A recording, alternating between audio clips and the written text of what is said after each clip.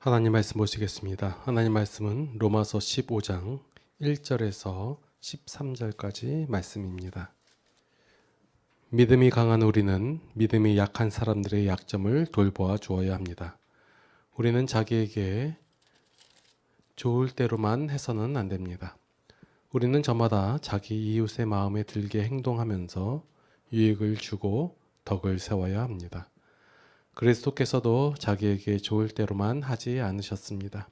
성경에 기록하기를 주님을 비방하는 자들의 비방이 내게 떨어졌다 한 것과 같습니다. 무엇이든지 전에 기록한 것은 우리에게 교훈을 주려고 한 것이며 성경이 주는 인내와 위로로서 우리로 하여금 소망을 가지게 하려고 한 것입니다. 인내심과 위로를 주신 하나님께서 여러분이 그리스도 예수를 본받아 같은 생각을 품게 하시고 한 마음과 한 입으로 하나님 곧 우리 주 예수 그리스도의 아버지께 영광을 돌리게 해주시기를 바랍니다. 그러므로 그리스도께서 하나님의 영광을 드러내시려고 여러분을 받아들이신 것과 같이 여러분도 서로 받아들이십시오. 내가 말하는 것은 이러합니다. 그리스도께서는 하나님의 진실하심을 드러내시려고 할례를 받은 사람의 종이 되셨으니 그것은 하나님께서 조상에게 주신 약속들을 확증하시고 이방 사람들도 긍휼히 여기심을 받아서 하나님께 영광을 돌리게 하려고 한 것입니다. 기록된 바 그러므로 내가 이방 사람들 가운데서 주님께 찬양을 드리며 주님의 이름을 찬미합니다 한 것과 같습니다. 또 이방 사람들아 주님의 백성들과 함께 즐거워하여라 하였으며 또 모든 이방 사람들은 주님을 찬양하여라 모든 백성들아 주님을 찬양하여라 하였습니다. 그리고 이사야가 말하기를 이새의 뿌리에서 싹이 나서 이방 사람을 다스리기가 일어날 것이니 이방 사람은 그에게 소망을 둘 것이다 하였습니다. 소망을 주시는 하나님께서 믿음에서 오는 모든 기쁨과 평화를 여러분에게 충만하게 주셔서 성령의 능력으로 소망이 여러분에게 차고 넘치기를 바랍니다. 아멘. 오늘 본문 처음 부분에 보니까 믿음이 강한 우리는 이라고 기록되어 있습니다. 자, 믿음이 강하다고 했는데 여러분들은 강한 자들입니까? 자, 생각해 봅시다. 여러분 믿음이 강한 자입니까? 자, 본문에서 사도 바울이 로마 교회 성도들에게 믿음이 강하다라고 말하고 있습니다. 이 말만 들으면 로마 교회 성도들은 정말 믿음이 셌다. 어떤 환난과 시험과 어려움 가운데서도 하나님을 저버리지 않고 늘 감사와 기쁨 가운데서 살았겠구나라고 생각이 들 수도 있을 것입니다. 그러나 실제적인 모습은 그렇지가 않은 것 같아요. 사도 바울이 이렇게 얘기한 거는 고린도 교회의 성도들한테도 그렇게 얘기했거든요. 너희에게 하나님의 은혜가 충만하다 뭐 이런 식으로. 하지만 우리가 익히 알고 있는 고린도 교회는 어떤 교회였어요? 온갖 힘든가 어려움 그리고 잘못된 일을 많이 행하는 사람들이 모인 교회가 고린도 교회였거든요. 그래서 우리가 이 믿음이다라는 것을 잘 이 단어를 이해를 해야 합니다. 우리가 알고 있는 믿음은 대부분 사람들이 흔히 믿음이 강하다라고 얘기하면 자신들의 어떤 행위를 살펴보거나 아니면 하나님에 대한 신뢰의 크기를 보거나 이런 걸 확인해야 했을 때 믿음이 세다, 강하다, 크다 뭐 이렇게 얘기를 한단 말이에요. 그래서 대부분 생각하는 이 믿음이라는 것은 어떤 행함에 중점을 두고 있어요. 내가 어떤 일을 행한다. 거칠 것 없이 행한다. 어떤 일을 이루었다. 뭐 여기에 초점이 맞춰져 있기 때문에 여러분들이 믿음이 강합니다라고 얘기하면 내가 어떻게 했지? 나의 행함을 돌아본다는 거예요. 그러나 이 믿음이라는 것은 나의 행함이 아니라 하나님의 행함을 얘기하거든요. 하나님께서 행하셔서 일하셔서 나타낸 그 결과를 우리가 바라보는 것을 믿음이라고 한단 말이에요. 그러니까 이 믿음에 대한 이해를 잘못하고 있으니까 자꾸 우리가 무엇인가 행해야 되고 무엇인가 이루어야 되고 그래야지만이 내가 믿음이 세고 크고 강하다라고 생각을 한다는 거예요. 근데 로마 교회 성도들 그랬고 사도 바울 또한 그랬고 고린도 교회 성도들도 그랬고요. 믿음이 강하지가 않았어요. 그들의 이런 행함의 생각으로 바라봤을 때. 그러나 사도 바울은 분명히 선포하고 있는 내용이 믿음이 강한 우리는 강할 것도 아니고 강하고자 한도 아니고 강한이에요. 믿음이 강하다라고 선포하고 있는 거예요.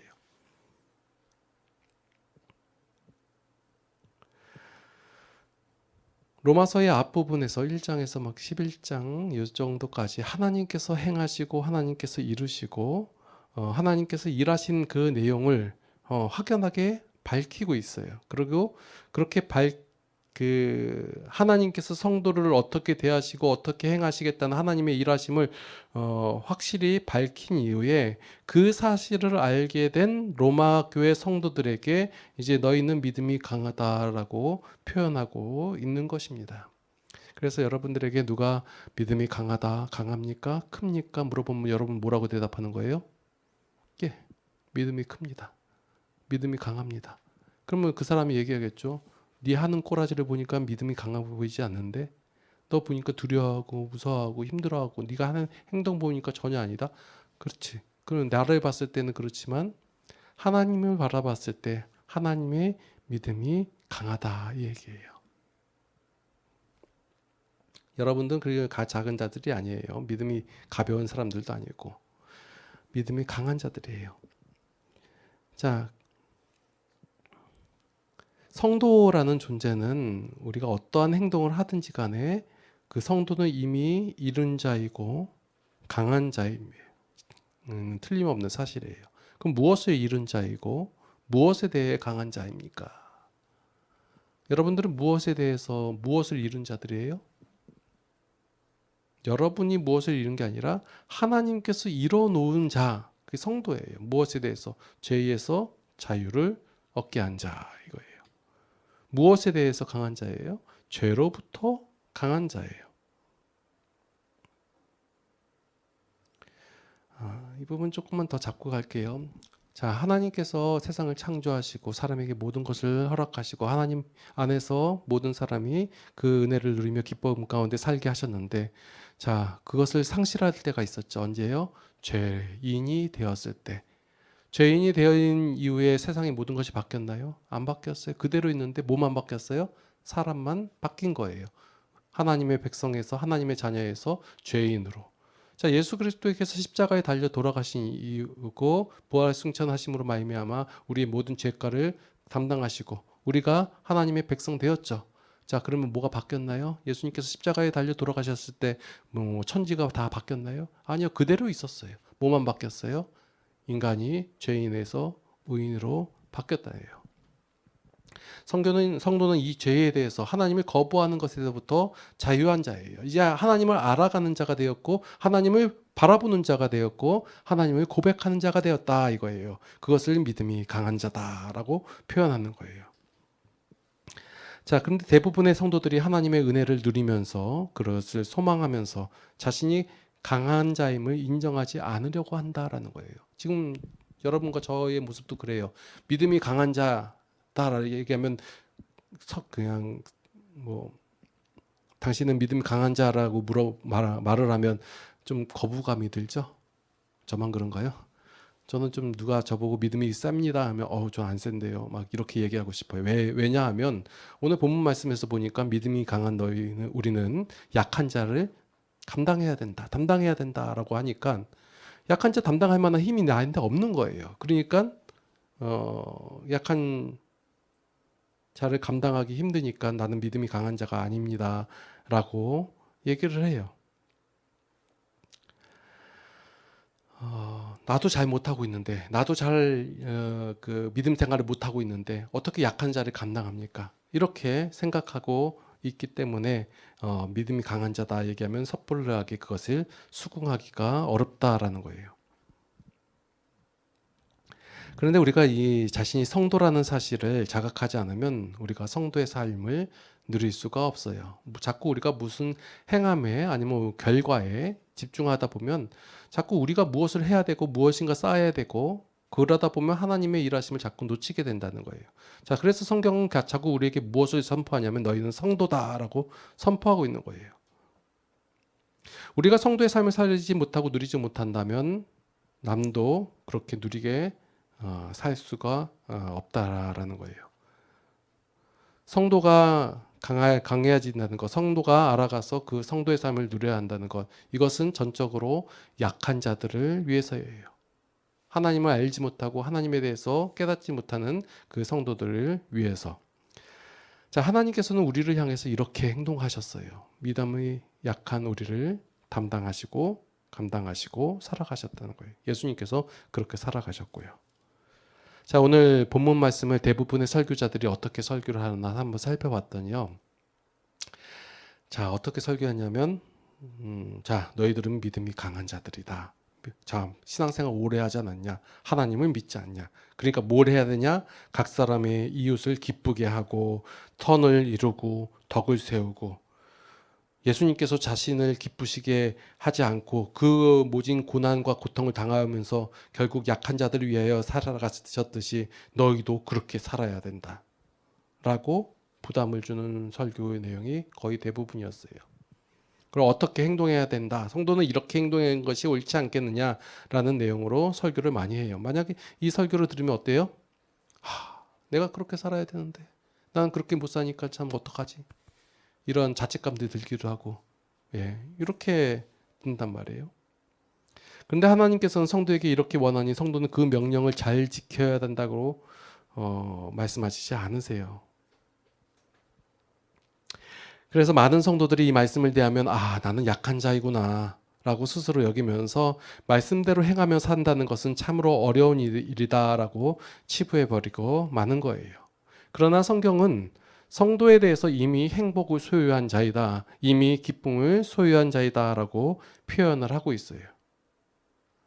하나님께서 이루어 놓으시고 하나님께서 행하실 것이기에 우리들은 더 이상 약한 자가 아니며 강한 자이다 라고 선포하고 있음에도 불구하고 우리가 우리의 자신을 모르고 우리의 행함만 바라보고 있기 때문에 우리는 약한 자입니다 라고 반대되게 얘기하고 있다라는 거예요. 계속해서 성경에서 뭐라고 얘기하는 거예요? 여러분들은 성도입니다. 성도는 이미 행복을 소유한 자이며 이미 기쁨을 소유한 자다라고 말하고 있음에도 불구하고 우리가 말씀을 믿지 않기 때문에, 하나님을 바라보지 않기 때문에 계속해서 오해를 하고 있다라는 거예요. 예수님께서 자기를 기쁘시게 하지 않으셨다는 표현에 대해서도 이 말씀에 오해가 있다예요. 이런 일반적인 우리의 생각은 무엇이냐면 남을 위해 주려면 자신의 기쁨을 포기해야지만이 남을 기쁘시게 할 수 있다라고 일반적으로 생각을 해요. 그렇지 않나요? 내 기쁨을 포기해야지 남을 기쁘게 해줄 수 있다. 하지만 예수님의 사역을 가만히 살펴보면 예수님께서는 어떤 뚜렷한 목적을 가지고 우리 가운데 오셨어요. 어떤 목적이에요? 우리를 죄로부터 자유함을 얻게 하는, 우리를 구원시키고자 하는 목적을 갖고 오셨단 말이에요. 근데 반드시 그가 그 일을 행할 것이라는 것도 알고 있었고 이루실 것이라는 사실도 알고 있었고, 그 사실이 그 자신의 기쁨이었기 때문에 충분히 그것을 감당할 수 있었다는 거예요. 그래서 예수님께서는 이 사역에 있어서 이미 기쁨이 충만한 상태에서 그 사명을 감당하셨다라는 거예요. 결국 예수님께서는 자신의 기쁨을 포기하면서 우리를 구원하신 것이 아니라 그 기쁨의 결과로서 우리를 구원하신 것이다라는 거예요. 다시 표현해 드릴게요. 예수님께서 자신의 모든 기쁨을 다 포기하면서까지 우리를 구원하신 것이 아니라 우리를 자신의 그 기쁨이 이미 충만하고 넘치기 때문에 그 기쁨으로 말미암아 우리를 구원하셨다라는 거예요. 여러분들 이 차이를 기억하실 필요 있어요. 예수님께서 그렇게 행하셨듯이 우리도 그렇게 행하라는 거예요. 우리 가운데 성도로 인한 기쁨이 충만하고 기쁨이 넘쳐나면 그것으로 인하여 약한 자를 담당하게 된다라는 거예요. 그럼 뭐예요? 먼저 우리가 우리 가운데 이미 존재하고 있고 이미 주어진 그 행복과 기쁨에 대해서 아는 것이 먼저다예요. 사도 바울도 로마서 15장에 가서야 우리가 강한 자다, 우리가 약한 자를 담당해야 된다, 이 말을 하는 이유는 뭐냐면 그 앞에서 하나님께서 행하신 일을 다 보여주고 알려주고 그 하나님의 일하심의 결과로서 너희가 되었다라는 것을 뚜렷이 보여주고 난 이후에 너희는 믿음이 강한 자다라고 선포하고 있다라는 거예요.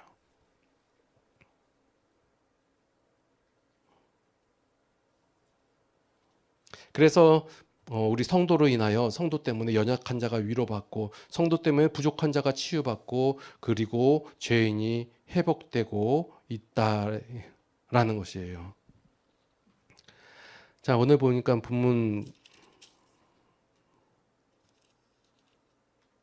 마지막 절에 보니까 소망의 하나님이 모든 기쁨과 평강을 믿음 안에서 너희에게 충만하게 하사 성령의 능력으로 소망이 넘치게 하기를 원하노라. 자, 세상에서 말하는 소망과 성경에서 말하고 있는 소망의 차이가 있어요. 자, 세상에서의 소망은 무엇이냐면 꿈이나 아니면 바라는 것, 기대하는 것이에요. 맞죠? 그러면 성도가 가지고 있는 소망도 어떤 꿈이나 바라는 것 아니면 기대하는 것이냐라는 거예요.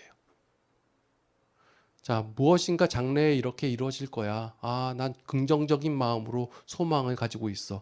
기독교에서도 이렇게 쓰이냐라는 거예요. 그런데 우리는 자꾸 기독교에서도 이렇게 쓰는 경우가 있어요.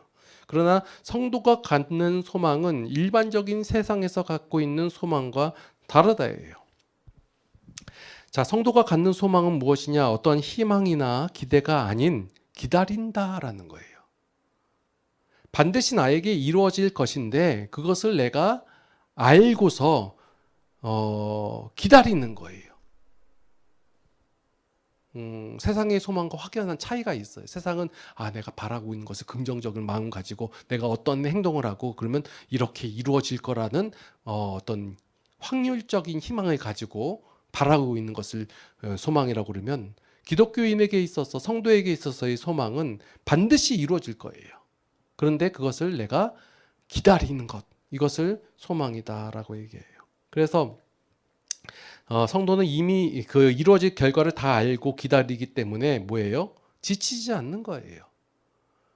이루어질까? 안 이루어질까? 내가 마음을 붙들어매지 않으면 이거 안 될 것 같다라는 그 낙심 가운데 빠지게 되고 그런 게 아니라 반드시 오는 걸 알고 있어요. 근데 아직 안 온 것뿐이고 그 시간의 차이가 있는 것뿐이지 이것은 내가 이루어질 것을 반드시 알고 있기 때문에 내가 이것에 대해서 지치거나 실망하거나 아니면 우울해하지 않고 낙심하지 않는다라는 거예요. 그래서 기독교의 소망이 이거예요.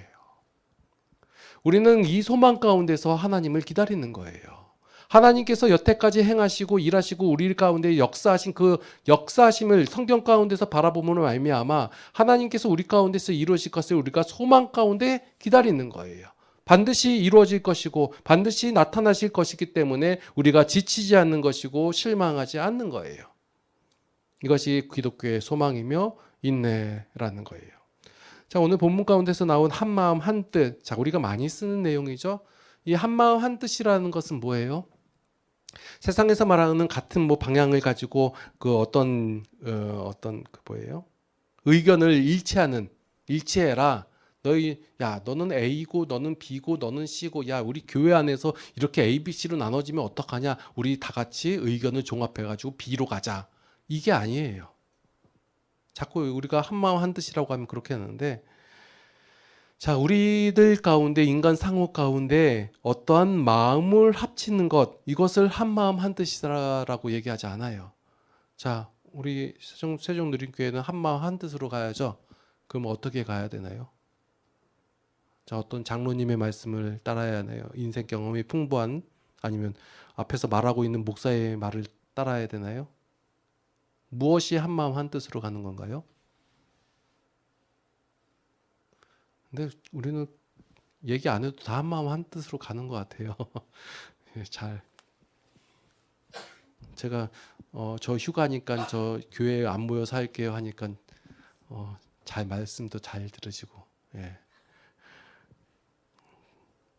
잘 되는 것 같아요. 이것은 뭐다 딱 정해져 가지고 누가 이끌어야 된다가 아니라 어떤 그 상호간에서 어떤 마음을 합쳐가지고 한 마음 한 뜻을 이루는 것이 아니라 우리가 얼마나 하나님의 마음을 가지고 있느냐, 이것이 한 마음과 한 뜻을 갖게 하는 거예요. 그러니까 성도 한 사람 한 사람 개개인이 하나님의 마음과 하나님의 뜻을 갖고 있잖아요. 그러면 조율 안 해도 그것이 한 마음과 한 뜻이 된다라는 거예요. 다 같이 하나님의 마음을 품고 하나님의 뜻을 알고 행하여, 그러면 A, B, C 했는데 각각 따로 놀고 있어요. 그래도 저는 그것이 한 마음 한 뜻이다라고 얘기하는 거예요. 세상 사람이 봤을 땐 그것은 따로 노는 것이고 분열된 것이고 같은 마음을 품은 것이 아니다라고 얘기하고 있을 때, 저는 각 사람 각 개개인이, 각 성도가 하나님의 마음을 품고 있고 하나님의 뜻을 알고 있고 그것을 추구하고 있다면 그들이 행하는 모든 것은 한 마음과 한 뜻으로 행하는 것이다라고 말할 수 있다라는 거예요. 사도 바울은 그래서 자기가 할 수 있는 만큼을 행할 그 기쁨 가운데 행했어요. 그래서 이제 사도 바울이 하나님께 이제 이 내용들을 기도하고 부탁하고 얘기하고 있는 것은 아무것도 안 한 채 하나님 이루어주세요, 하나님께서 다 행하신다며요, 하나님께서 일하신다며요 하고 손 놓고 있는 상태에서 하나님께 기도하는 것이 아니라, 사도 바울은 자신이 할 수 있을 만큼을 할 수 있을 때 사도 바울이 행했어요. 그리고 나서 모든 것을 이루실 그 동시에 하나님께 간구하고 있다라는 거예요. 이것이 바로 우리가 행해야 할 자세들이에요. 우리가 하나님께서 하나님을 바라보고 하나님의 마음을 품게 되고 하나님을 알아가게 되니까 내가 그 하나님의 원리와 가치와 마음으로 행하게 된다라는 거예요. 그것을 행하면서 결국 이 일을 완성시키실 그 하나님께 간구하는 거예요. 누구를 위해서? 약한 자를 위해서. 그렇기 때문에 100% 하나님께서 행하셨습니다, 하나님께서 일하셨습니다 라고 우리는 고백할 수 있게 되어진다는 거예요. 자, 여러분 다시 한번 말씀드립니다. 하나님께서 여러분들을 강한 자라고 말씀하셨어요. 믿음의 강한 자. 하나님께서 행하시고 나타내시고 역사하신 사실을, 그 사실을 아는 여러분들에게 믿음이 강한 자라 말씀하셨으니 그 사실을 아는 그 기쁨 가운데서 여러분들이 약한 자들을 향하여 행하는 거예요. 일하는 거예요. 그것은 고생이 아니고 고난이 아니고 그것은 손해보는 것이 아니다라는 거예요. 왜냐하면 나에게 이미 충분하기 때문에 충분한 가운데서 행하는 거예요. 그러니까 그 약한 자를 위하여 행하고 그 결국 그것을 이루실 분은 하나님이시기에 우리가 모든 것을 행하면서 동시에 하나님께 간구하는 거예요. 무엇 가운데? 소망 가운데. 나에게 이루신 그 하나님께서 반드시 이루실 것이기 때문에 하나님을 기대하면서 그 소망 가운데서 낙심하지 않고 기다리면서 기도한다라는 거예요. 기도하시겠습니다. 하나님, 하나님의 은혜에 감사를 드립니다. 하나님께서 우리를 사랑하여 주시사 죄로부터 구원하여 주심에 감사를 드립니다. 우리에게는 하나님의 힘이 있습니다. 하나님께서 우리를 붙잡아 주시고 우리 가운데 기쁨과 평안과 믿음을 더하여 주셨음에 우리가 능히 죄와의 싸움에서 이길 수 있습니다. 그 하나님의 능력에 감사와 찬양을 드립니다. 이제 우리가 하루하루를 살아갈 것입니다. 살아가면서 우리가 하나님을 바라보게 하여 주셨고 하나님을 인정하게 하여 주셨고 하나님의 마음과 뜻을 알게 하여 주시옵소서. 그것을 품고 삶을 살아가 우리에게 있어서 연약한 자들의 그 믿음을 담당할 수 있도록 인도하여 주시옵소서. 이제는 우리 주 예수 그리스도의 무한하신 은혜와 하나님 아버지의 극진하신 사랑하심과 성령님의 감화 감동 교통 인도 보호 역사하심이 이제 믿음이 강한 우리가 삶 속에서 그 하나님의 기쁨을 만끽하기를 원하는 모든 성도들 머리 위에 이제로부터 영원토록 함께 하시옵기를 간절히 축원하옵나이다. 아멘.